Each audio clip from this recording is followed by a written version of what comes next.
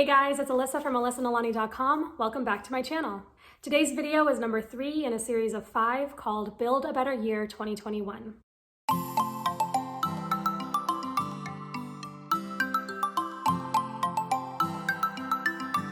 If you've watched the first 2 videos in this series, you'll notice that this one looks different because I'm not at my desk. You can actually see my face today. I don't know what the problem was. I was recording at my desk today and it was just really difficult and I don't know why. I don't know if it's because when I'm at my desk I have to look down and talk, or if it was because the afternoon sun was coming through the big window in my office. I don't know what the issue is. I was having a hard time and I thought instead of getting frustrated and giving up, I thought I would just kind of switch things around. So hopefully this will work a little bit better for me.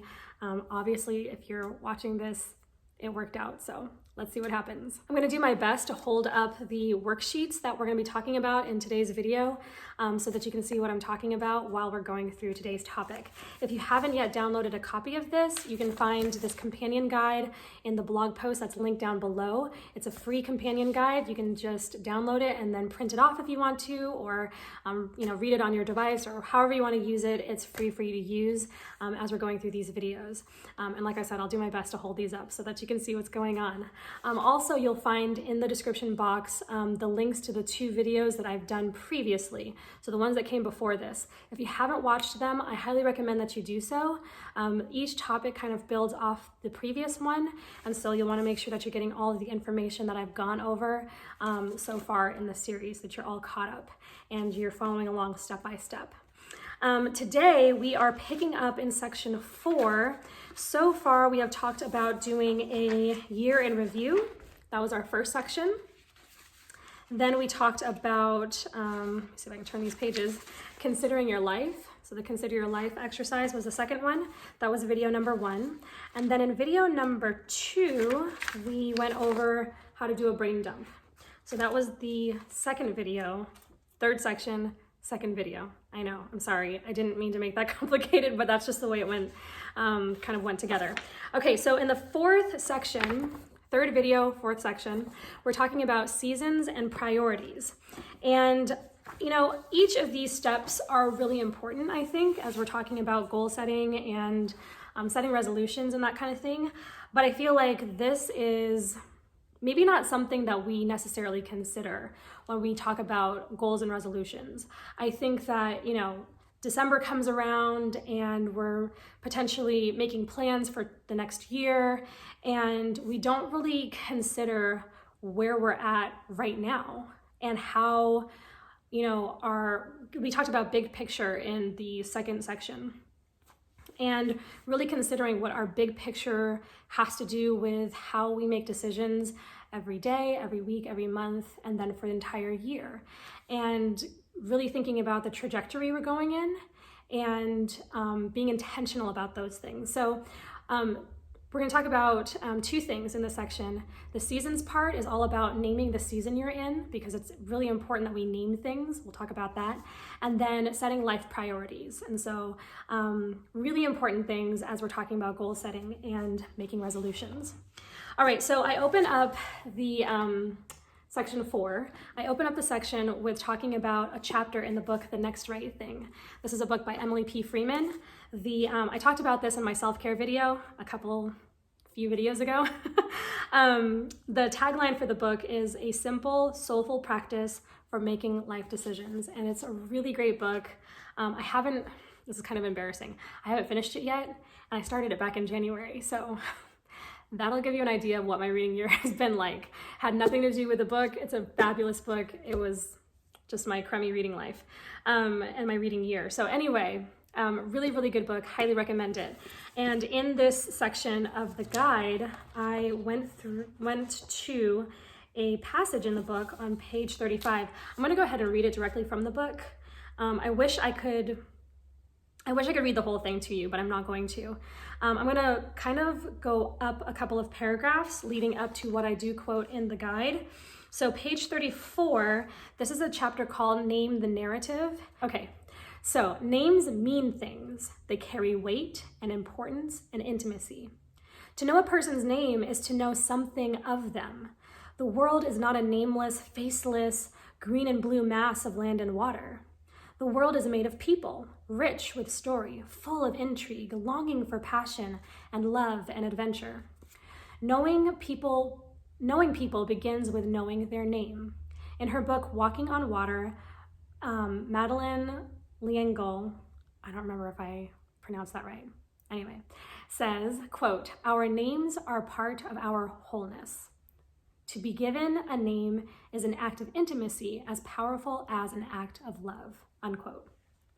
If naming can do all that, christen us into life and release new growth, is the opposite true? Could allowing things to remain unnamed and unacknowledged hold the life back? Naming is powerful when it comes to people, but it's powerful for other things as well. And then this is what I quoted in the guide. Maybe a reason why a particular decision you're carrying today feels difficult is because there are things beneath the surface that remain unnamed within you, things you either haven't acknowledged or would rather ignore. Sometimes indecision is the result of a busy schedule or a hesitant personality. Other times it's because something within us remains unnamed and we simply don't have enough information or self-knowledge to move forward. Without a name, we can't be specific. And there's nothing fear likes more than non-specificity. We have an enemy who loves to cloud our minds over with generalities and a vague sense of anxiety. No wonder we can't make a decision. Let's begin to create space for the naming and, in turn, a more gently informed decision-making process. So this book is all about decision-making, and I wanted to kind of take the cue from Emily in this process of making decisions about what we're going to be intentional about during this next year. Kind of naming where we're at right now is going to help us to position ourselves so that we can make intelligent, mindful, gentle decisions about, kind of what direction we want to go in, okay? So one of the things that I said in the guide is if you're feeling any sort of ambiguity about the next year and you're not quite sure how to approach the next 12 months, then we're going to take this cue from Emily. We're going to start off the section by naming your season. Okay, so what's a season? Great question. The word season, as you know, has a number of different definitions. We can use it, a number of different ways. For this exercise, we're going to refer to it simply as an unspecified amount of time or an unspecified period of time.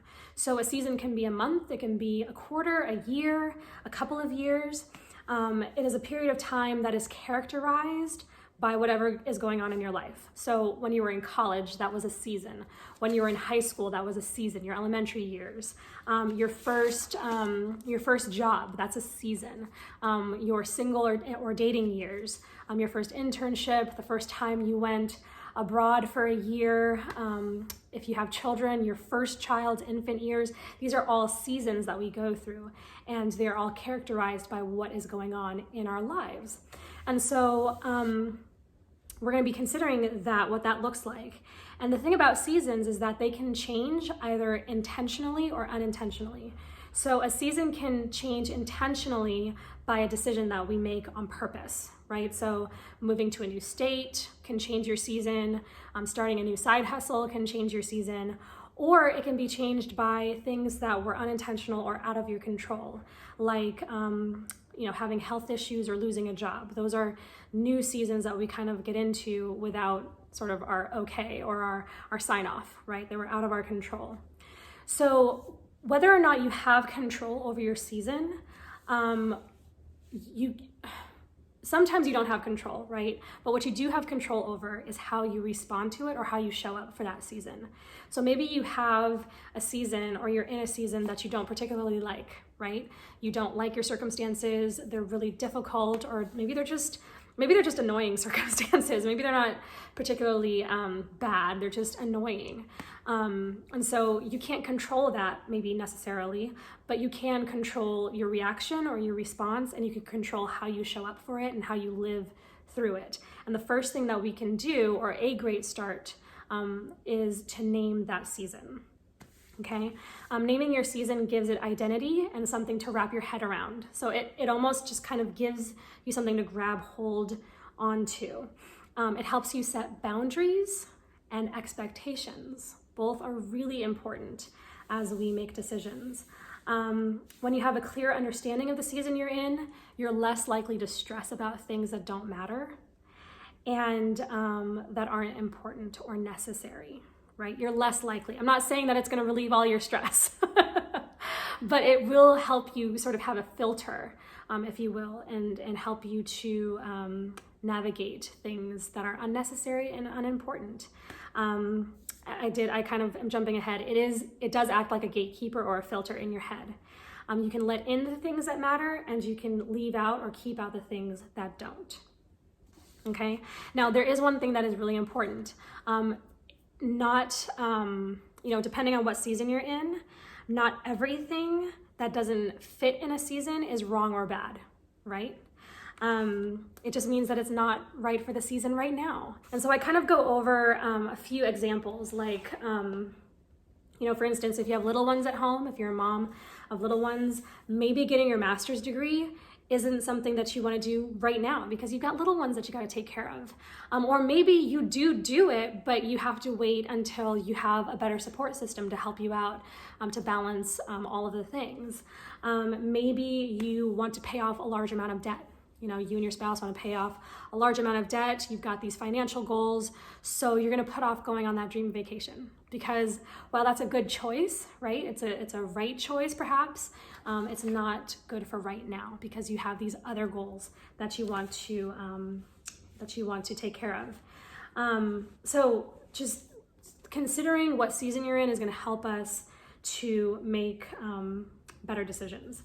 So the exercise that I invite you to do is to jot down the major characteristics in your life right now.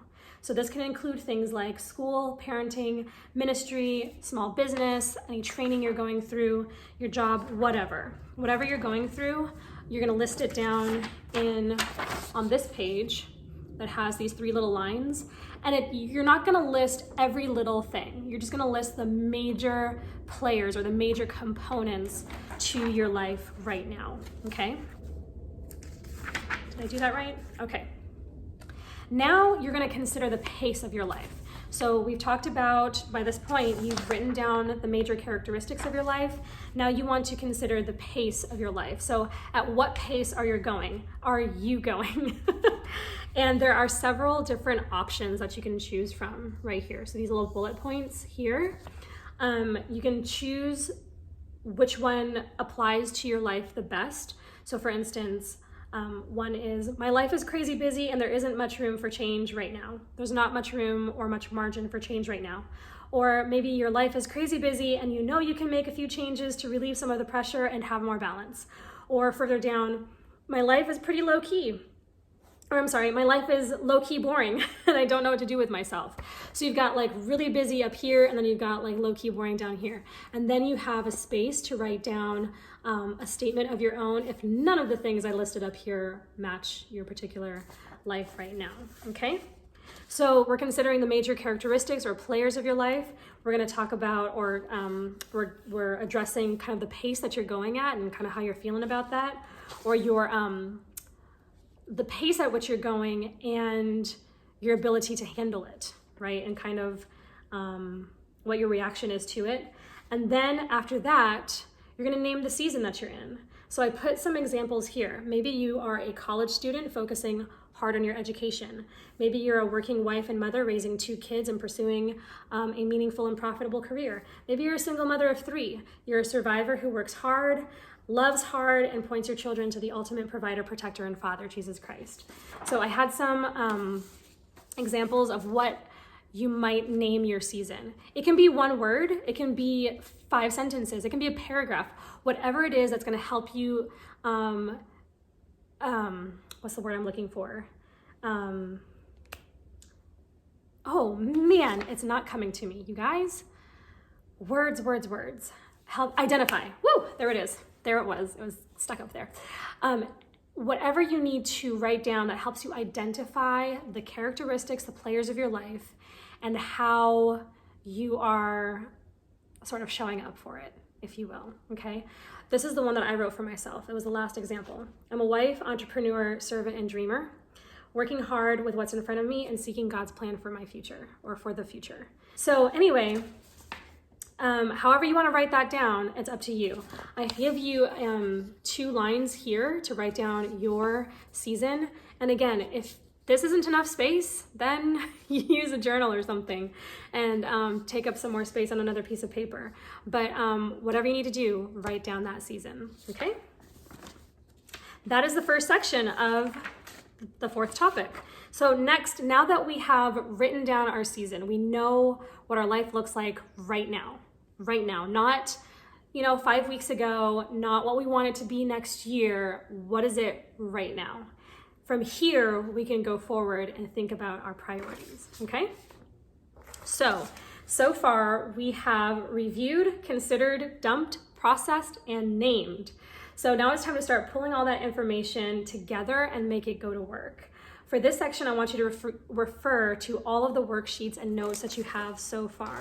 So just to kind of, oh man, did I pick the right day to do this without my desk? Okay, so that was total sarcasm there. Okay, so the first worksheet that you did was the year in review. Okay, you remember that? It was 3 pages or 2 pages. It was 3 pages. There we go. It was 3 pages. 1, 2, 3. Okay, that's the first set of worksheets that you need to pull out. All right. The second set of worksheets are for the Consider Your Life. You've got these Bible verses here that you can pull out. That was a 2-part worksheet. So here at the bottom and then this whole page. Okay. And then you have your big picture dreams, which are on these pages here. Okay. So in 3 years, 5 years, 10 years, and 20 years, these were your big picture dreams in section 2. And then in section 3, you have your brain dump pages. Okay, and maybe you had more than 2. Maybe you had 4 or 5 pages of brain dumping, and then you had your processing pages. So your brain dumping would have happened on either lined paper or unlined paper, or in a notebook or journal or something, right? And then you would have processed it on either these worksheets or on something else.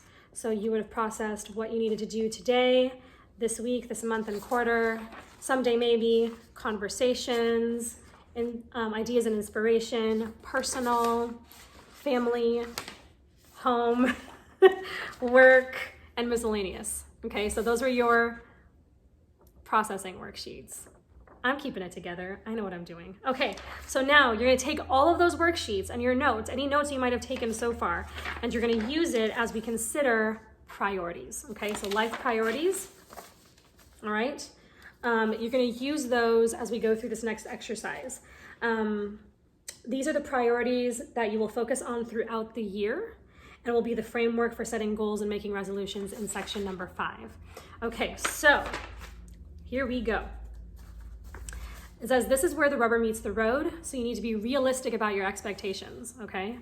Go over your worksheets and ask yourself the following questions and feel free to jot down your answers. So you're gonna ask yourself these questions in each bullet point or each number, bullet number?